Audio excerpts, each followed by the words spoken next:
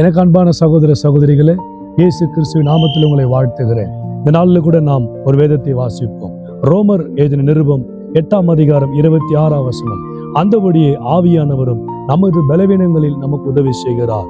நாம் ஏற்றபடி வேண்டிக் கொள்ள வேண்டியது இன்னதென்று அறியாமல் இருக்கிறபடியால் ஆவியானவர் தாமே வாக்கு கடங்காத பெருமூச்சுகளோடு நமக்காக வேண்டுதல் செய்கிறார்.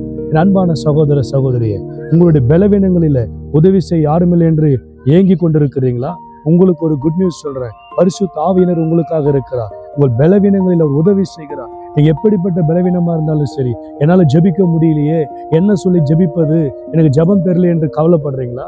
உங்களுக்காக ஆவியானவர் வாக்கு கடங்காத பெருமூச்சுகளோடு விண்ணப்பிக்கிறவராய் இருக்கிறார். அந்த ஆவியானவரை நீங்கள் விசுவாசிங்கள். பரிசுத்த ஆவியினால நிரப்பப்படும்படி அனுதினமும் நீங்கள் தேவ சமூகத்துல காத்திருங்கள். நிச்சயம் ஆவியானவர் உங்களை நிரப்புவார், உங்களை வழி நடத்துவார், ஆசீர்வதிப்பார். God bless you.